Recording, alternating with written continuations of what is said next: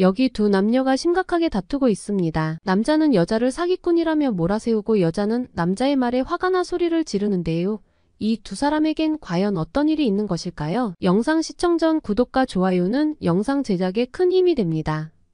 안녕하세요. 저는 36살의 독일인 안나라고 해요.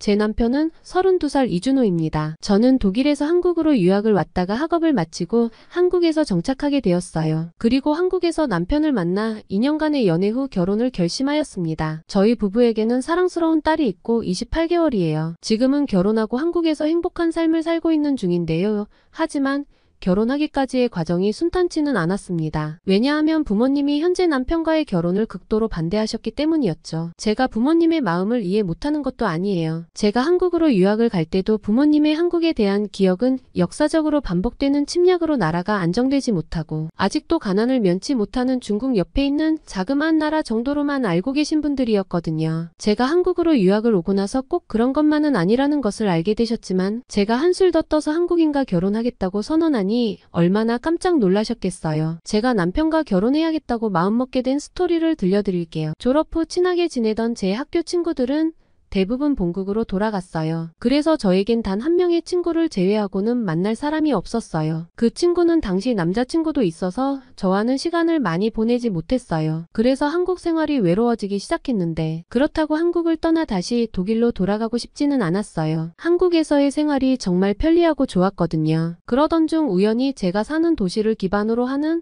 SNS 페이지를 발견했어요. 그곳에서는 친구를 구한다는 글, 잃어버린 물건을 찾거나 물건 교환 게시물 등 다양했어요. 그것을 보고 자신감이 생긴 저도 친구를 구하고 싶다는 글을 올렸어요. 그러자 익명의 사람들이 제 글에 좋아요를 누르거나 댓글을 달기 시작하더라고요. 새로운 친구를 사귈 수 있겠다는 생각에 정말 기뻤습니다. 그래서 그 사람들과 연락하게 되었고 그 중에 한 명이 바로 현재의 남편이었는데요. 남편은 처음에는 제 글을 보고 저랑 나이도 같지 않아서 친구도 될 수 없다고 생각했대요. 그래서 가벼운 마음으로 좋아요를 누르고 댓글을 달았다고 하더라고요. 그런데 저한테서 진짜 연락이 와서 제가 사기꾼인 줄 알았다고 하네요. 왜냐하면 제 SNS를 둘러봤는데 제가 너무 예뻐서 이렇게 예쁜 사람이 자기한테 연락할 리가 없다고 생각했대요. 그래서 남편은 대화를 하다가 의심을 거두지 못하고 혹시 사기 계정이 아니냐고 제게 묻기도 했었어요. 정말 웃기죠? 그런데 저는 달랐어요. 남편과 처음 문자를 주고받을 때부터 대화가 끊이지 않았고 남편이 제 이야기에 진심으로 흥미를 가지고 있다는 느낌을 받았어요. 대화를 주고받다 보면 밤을 새기도 했고 저희는 모든 면에서 취향이 비슷했어요.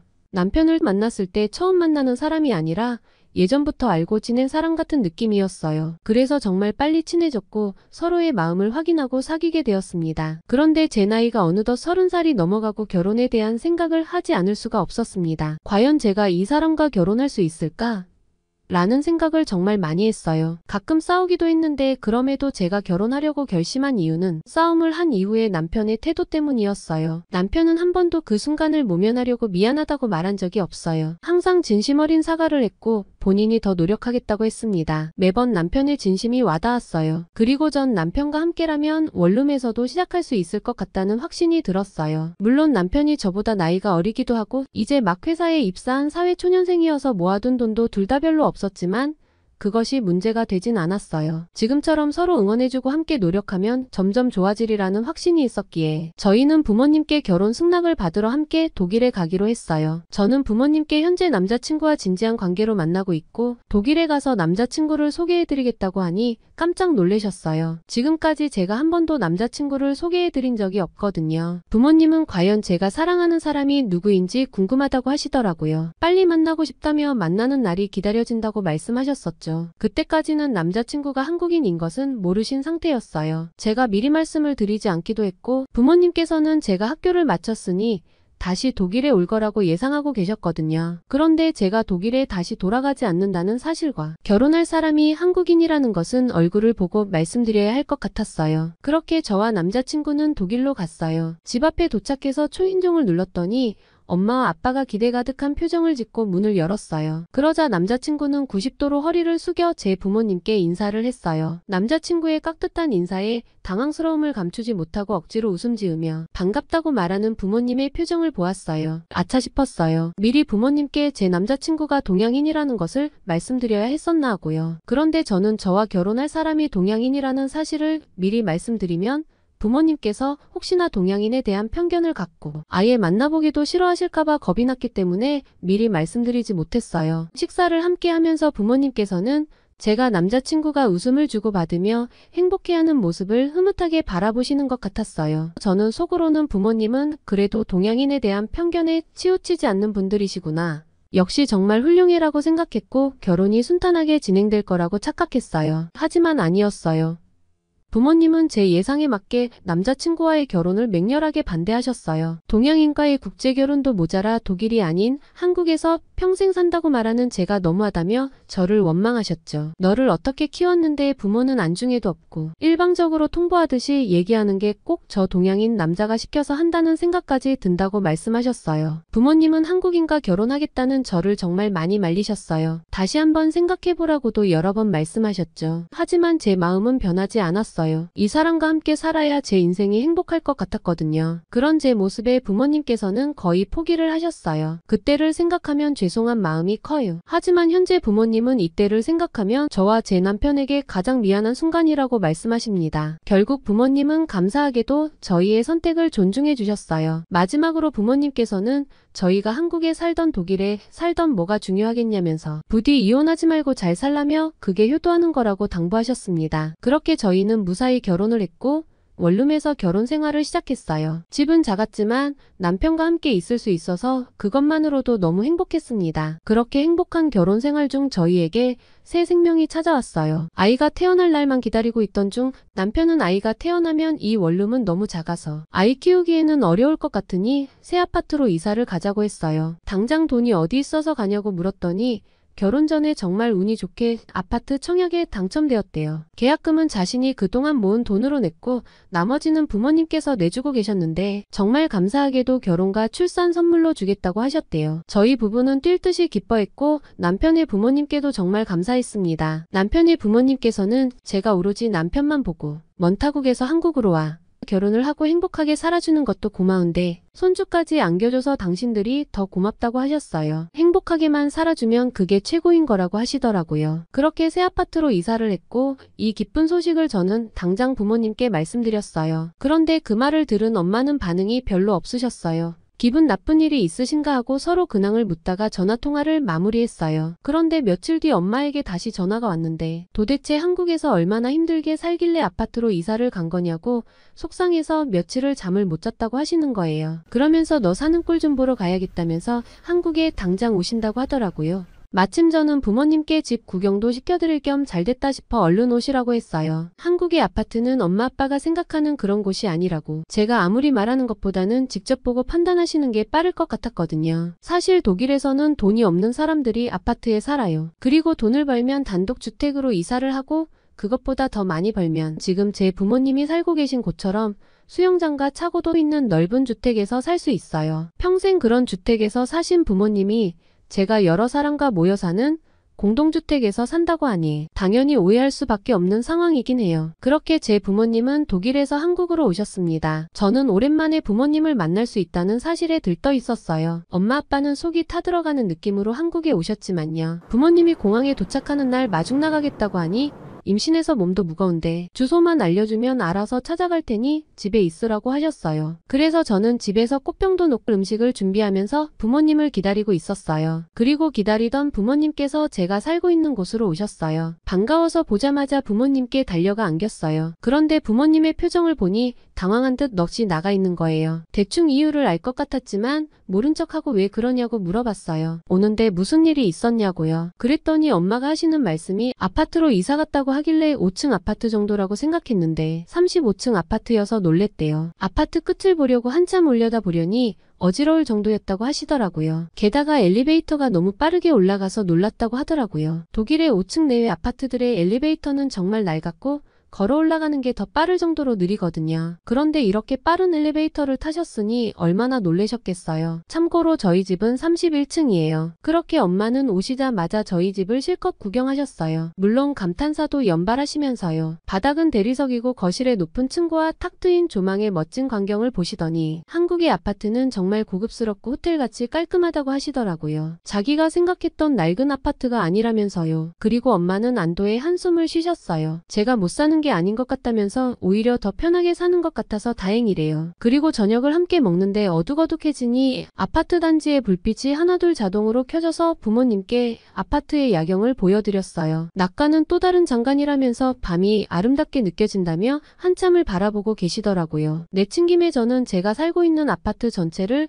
구경시켜드리기로 마음먹고 다음날 아침에 부모님께 산책을 가자고 했어요. 그리고 함께 아파트 단지를 구경했어요. 아파트 단지가 공원처럼 조성되어 있어서 산책하기 좋거든요. 부모님께 저는 아파트 단지 안에 있는 피트니스 센터, 사우나, 키즈카페, 골프장, 수영장까지 모두 보여드렸어요. 부모님께서는 이걸 정말 다 사용해도 되는 거냐면서 깜짝 놀라셨어요. 그리고 편의시설 중 가장 놀라워했던 것은 바로 수영장이었어요. 부모님 집에도 수영장이 있지만 그 큰 수영장을 관리하는 게 보통 일이 아니거든요. 한국 아파트는 다 알아서 관리해주고 입주민은 이용만 하면 되니 정말 좋은 것 같다며 이제 되려 부럽다고까지 하십니다. 그래서 부모님께 저는 말씀드렸어요. 제가 살고 있는 아파트가 한국에서 정말 비싸고 한국 사람들이 살고 싶어하는 아파트 중에 하나라고요. 그러니 더 이상 제가 타국에서 산다고 해서 걱정하지 않으셔도 된다고 말이죠. 부모님께서도 이렇게 좋은 곳에서 잘 살고 있는 저에게 화까지 내면서 한국까지 달려온 게 부끄러울 지경이라 라고 하시더라고요. 그리고 한국 사람과 결혼해서 한국에 사는 저 덕분에 이렇게 좋은 아파트가 있다는 것도 알게 되었고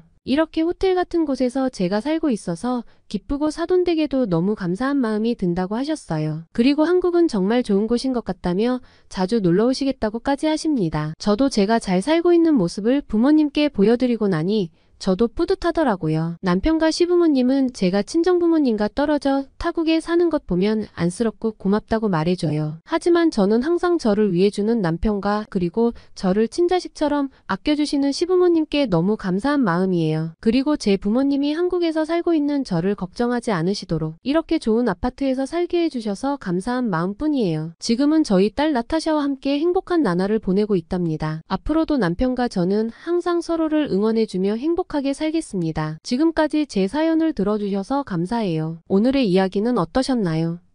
부모님의 반대를 무릅쓰고 결혼한 안나 가족이 행복하게 잘 살고 있는 모습을 보니 뿌듯합니다. 앞으로도 안나 가족에게 무한한 행복이 깃들기 바랍니다. 끝까지 시청해주셔서 감사합니다. 여러분의 구독과 좋아요는 영상 제작에 큰 힘이 됩니다. 여러분 2024년 새해 복 많이 받으세요. 2024년에도 저희 감동공간은 더욱더 감동 깊은 사연으로 찾아뵙겠습니다. 국제 컨퍼런스의 행사장 안에서 갑자기 한 남성의 목소리가 크게 울리며 이것은 말도 안 된다. 거짓말하지 마 라고 외치는 소동이 벌어졌습니다. 이 남성의 고함에 놀란 참석자들은 그의 방향을 향해 시선을 돌리는데요. 그는 분노에 찬 눈빛으로 주변을 둘러보며 자신의 의견을 강조하고 있습니다. 휘몰아치는 그의 목소리에 행사장은 적잖이 소란스러워지는데요. 과연 무슨 일이 있었던 것일까요? 영상 시청 전 구독과 좋아요는 영상 제작에 큰 힘이 됩니다.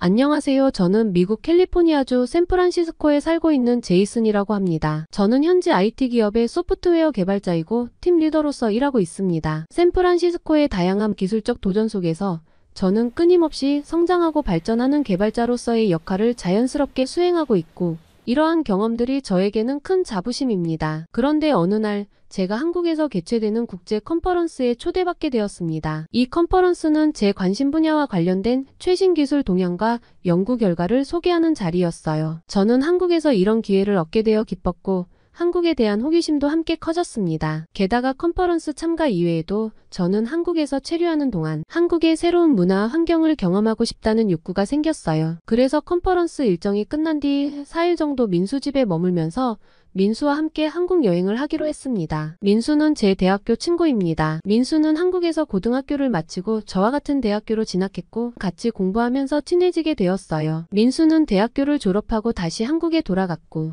현재는 대형 로펌에서 일하고 있어요. 제가 한국에 가게 되었다는 사실을 민수에게 말했더니 정말 반가워하면서 꼭 만나자고 하더라고요. 일정을 더 빼놓으라면서 한국의 멋진 곳을 데리고 가주겠다고 했어요. 한국에 도착하자마자 서울의 높은 빌딩들과 번화한 상업지구에 놀랐습니다. 샌프란시스코와는 다른 분위기의 현대적인 도시 생활이 인상적이었습니다. 그러나 제 진짜 놀라움은 컨퍼런스가 열리는 동안 나타났어요. 컨퍼런스에서 세계 각국의 우수한 기술자들이 모여 다양한 주제로 발표하고 있는데 한국의 스타트업들이 선보이는 새로운 기술들은 제게 큰 영감을 주었습니다. 특히 한국의 인공지능 기술에는 놀라움을 감출 수 없었어요. 음성인식을 통한 개인 비서 앱과 알고리즘을 활용한 맞춤형 학습 콘텐츠 추천 서비스는 정말 혁신적이었어요. 또한 한국의 모빌리티 서비스도 인상적이었는데 전기 자동차와 충전 인프라, 그리고 이동수단의 공유 서비스 도입이 한국의 교통체계에 얼마나 혁신적인 변화를 가져왔는지 알 수 있었어요. 게다가 한국의 헬스케어 분야의 기술은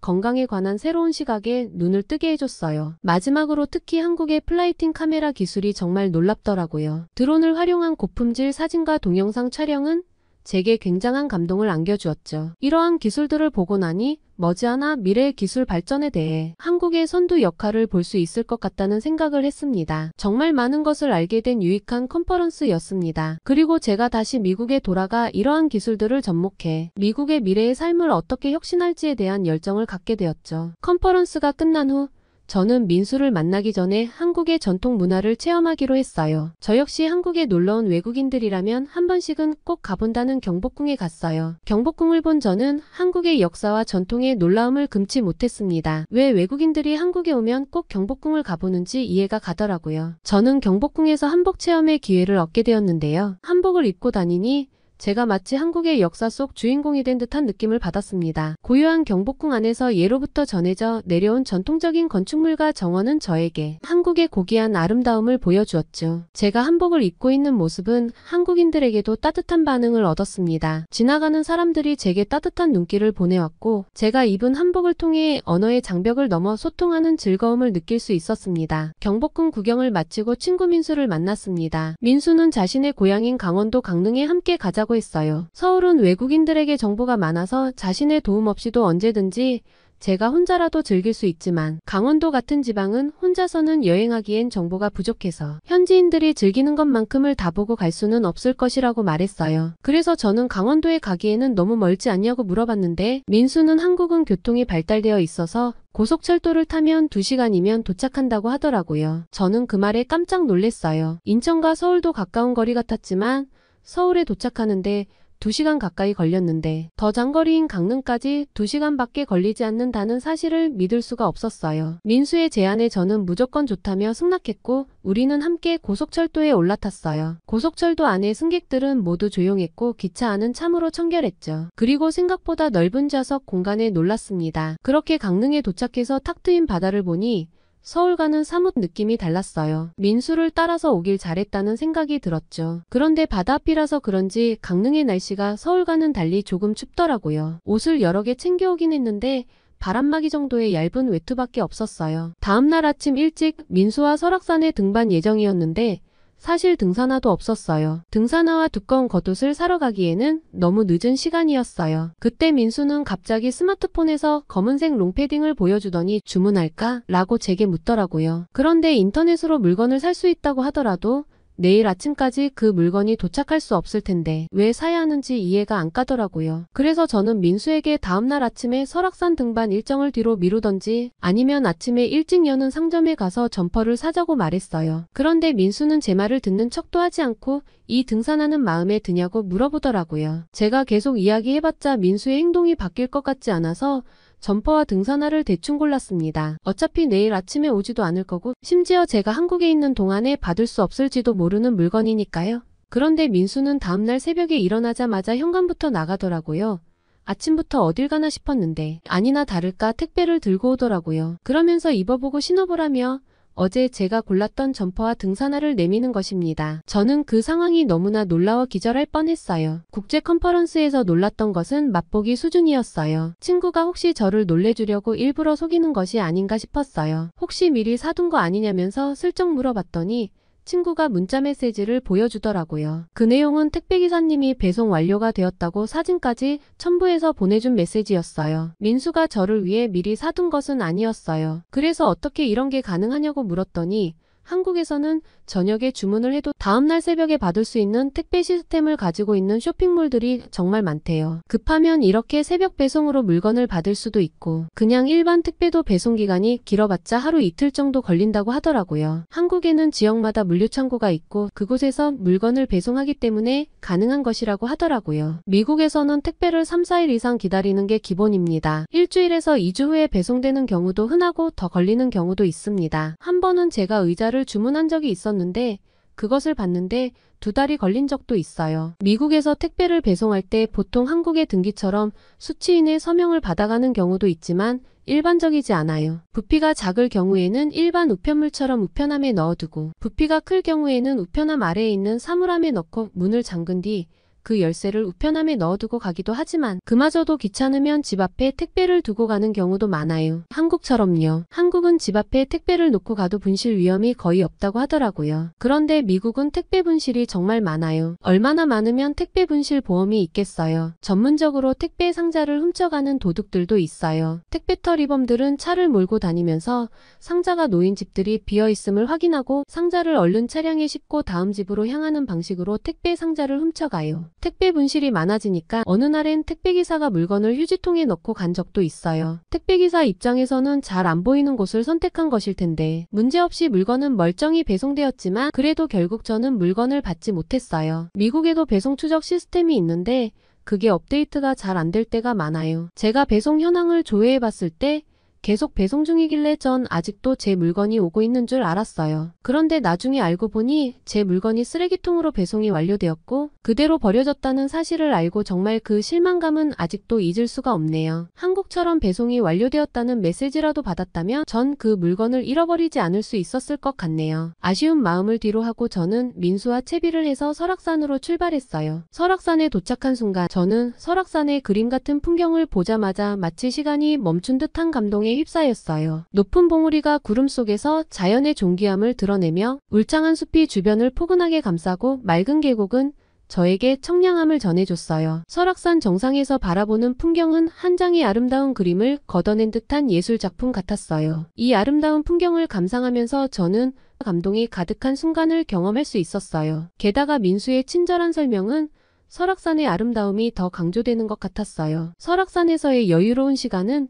저에게 오랜만에 찾아온 소중한 순간으로 다가왔어요. 매일 바쁘게 지내며 느끼지 못했던 여유로움은 제게 큰 충전이 되었어요. 진정한 힐링의 순간이었습니다. 게다가 그 순간은 마치 시간이 멈춘 듯한 평온함을 느끼면서 제 삶에 대한 감사함마저 들게 했어요. 설악산에서 여유로운 시간을 보내고 민수는 저를 어느 허름한 식당에 데려가더라고요. 민수는 설악산에 왔으면 내려오면서 이것을 꼭 먹어야 한다면서요. 그 음식은 바로 파전이었습니다. 파로만 만들어진 음식이라고 하길래 별로 기대가 되진 않았어요. 식당의 문을 여니 파전의 향이 풍겨왔고 저는 갑자기 배가 고파지는 게 느껴졌어요. 얼마 지나지 않아 주문한 파전이 나왔는데 한 입 먹어보니 정말 이런 신세계가 없더라고요. 얇게 펴진 파전의 바깥 부분은 바삭하고 한 입 베어 물면 입안 가득히 퍼지는 고소한 향과 함께 식감이 일품이었어요. 어떻게 파로만 이렇게 맛있는 음식이 만들어질 수 있는지 정말로 한국 음식이 경이롭기까지 했습니다. 파전을 먹으니 목이 말라 저는 시원한 맥주가 땡겼어요. 그런데 민수는 파전에는 무조건 막걸리를 먹어야 한다고 하더라고요. 그러면서 막걸리를 주문했어요. 막걸리는 한국의 전통주 같은 건데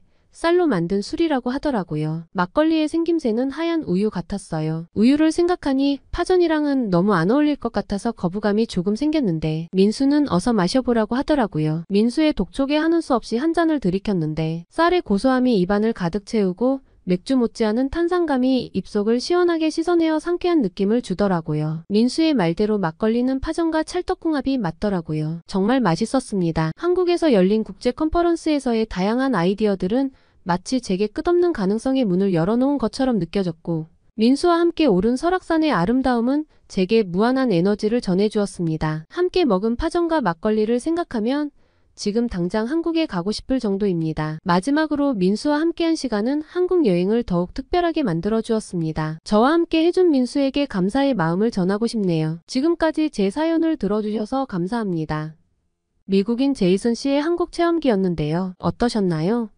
우리는 이미 당연한 것으로 받아들이는 빠른 배송 시스템이 확실히 외국인 시선에서는 놀라운 경험인가 봅니다. 게다가 현지인이 아니라면 찾아서 먹기 힘든 파전과 막걸리를 맛있게 드셨다니 한국인으로서 뿌듯하네요. 친구 민수님께서 훌륭한 여행 코스로 제이슨 씨를 안내해준 것 같습니다. 제이슨 씨와 민수님에게 항상 행복이 가득하시길 바랍니다. 끝까지 시청해주셔서 감사합니다. 오늘 이야기가 좋으셨다면 구독과 좋아요 눌러주시고 주변의 많은 분들에게 공유해주세요. 더 감동적인 사연으로 찾아뵙겠습니다. 여러분 2024년 새해 복 많이 받으세요.